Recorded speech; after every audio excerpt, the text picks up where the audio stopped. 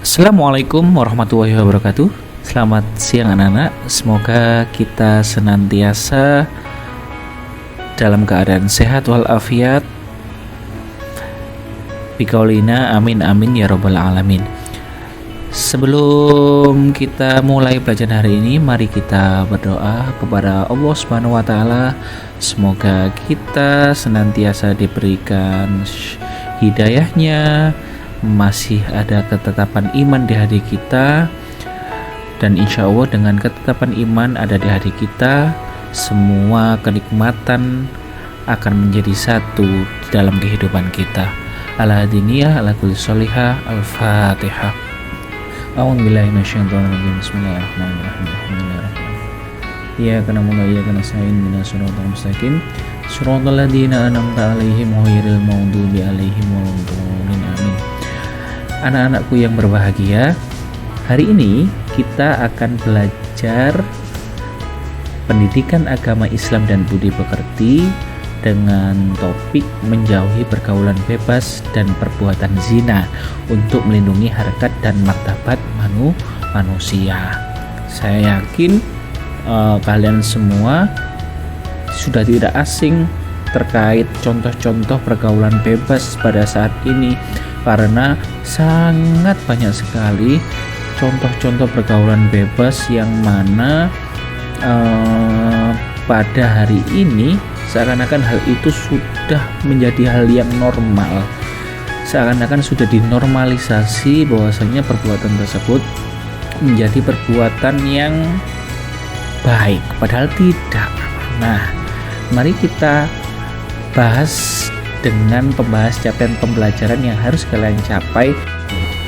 Pada pembelajaran ini, peserta didik diharapkan mampu menganalisis ayat Al-Quran dan hadis tentang larangan pergaulan bebas dan zina, dapat membaca Al-Quran dengan tartil, menghafal dengan fasih dan lancar ayat Al-Quran serta hadis tentang bahaya dari pergaulan bebas dan zina, dapat menyajikan konten dan paparan tentang perintah untuk larangan pergaulan bebas dan zina, meyakini bahwa sikap kerja serta penghindaran pergaulan bebas dan perbuatan zina adalah perintah agama, dan membiasakan sikap menghindari pergaulan bebas dan perbuatan zina dengan lebih berhati-hati dan menjaga kehormatan diri.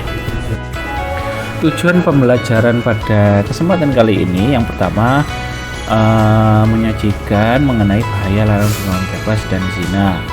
Yang kedua, meyakini bahwa pergaulan bebas dan zina merupakan larangan agama. Yang ketiga, membiasakan sikap menghindari pergaulan bebas dan perbuatan zina dengan berhati-hati dan menjaga kehormatan diri. Kemudian menganalisis Quran surat Al-Isra ayat 32 dan An-Nur ayat 2. Kemudian membiasakan diri membaca dengan tartil surat Al-Isra, dan yang terakhir menghafalkan dengan fasih dan lancar. Nah, kemudian kita akan membahas dalil terkait menghindari perbuatan bebas. Yang pertama yakni Quran surat Al-Isra ayat 32. Bismillahirrahmanirrahim. Wala taqrabuz zina innahu kana fahisyah wa sa'a sabila, yang artinya janganlah kamu mendekati zina, sesungguhnya zina itu adalah perbuatan keji dan jalan terburuk. Nah, dari ayat itu bisa kita lihat bahwasanya ada beberapa bacaan tajwid yang bisa kalian lihat.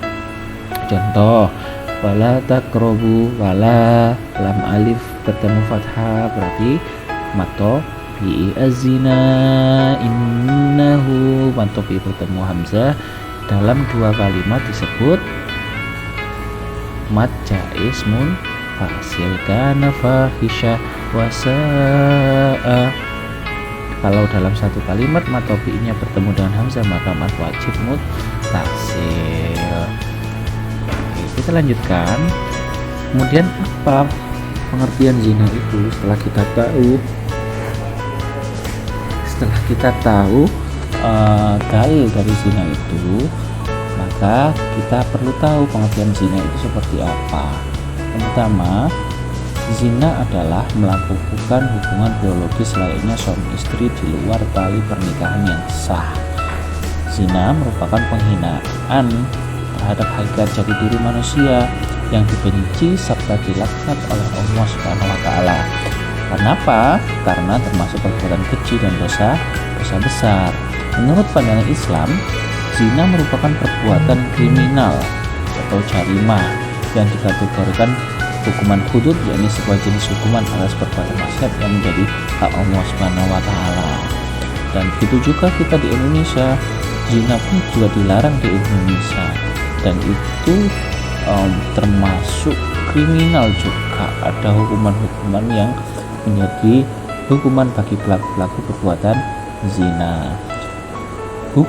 Hukum melakukan zina ya dalam Islam, pastinya mereka akan mendapatkan dosa yang sangat besar oleh Allah Subhanahu wa taala, karena perzinahan merupakan salah satu tanda kehancuran peradaban manusia dan merupakan tanda-tanda datangnya kiamat.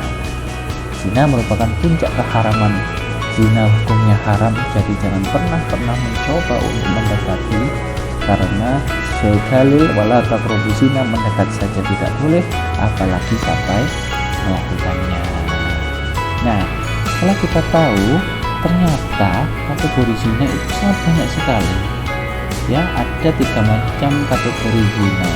Yang pertama zina secara maknawi, kemudian zina yang jelas, yang soreh. Sebenarnya yang soreh itu ada zina muhson dan zina ghairu muhson.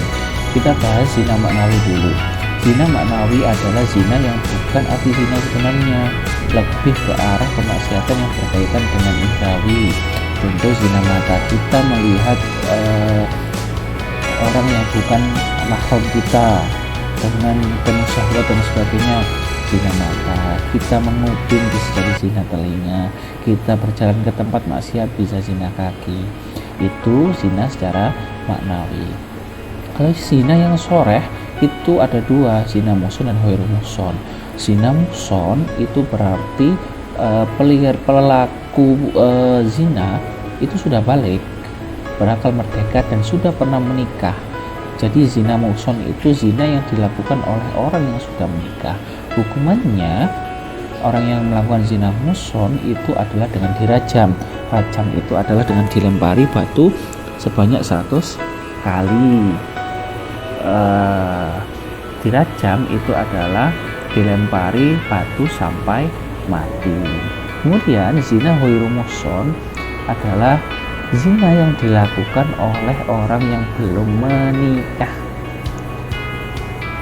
Kemudian hukumannya apa? Diasingkan dan juga didera 100 kali cambukan.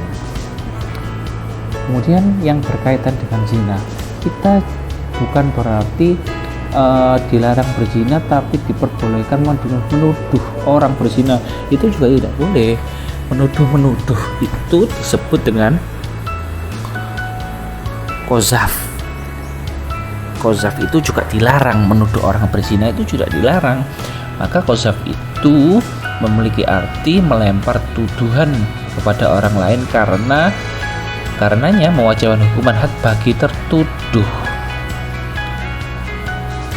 Kemudian unsurnya apa saja?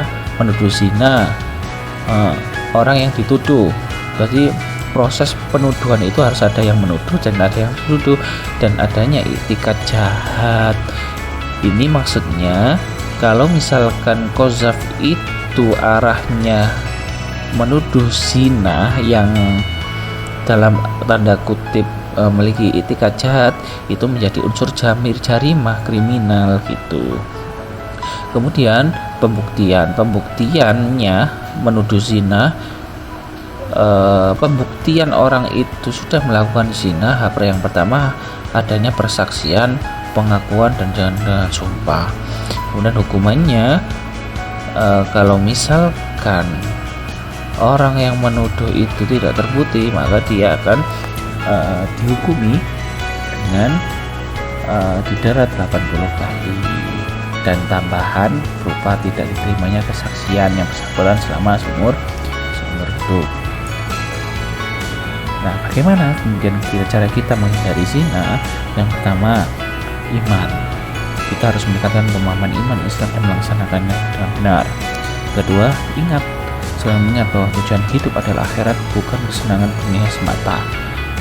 Yang ketiga, menjaga menjaga kehormatan kalian dengan betul-betul, karena hal itu sangat sulit dijaga dan tidak boleh diobral-obral. Dan kebiasaan berpikir demi masa depan, dan jangan terfokus pada masa sekarang saja kesenangan semata. Mungkin itu saja untuk pertemuan pertama hari ini, semoga bermanfaat. Sekian dari saya.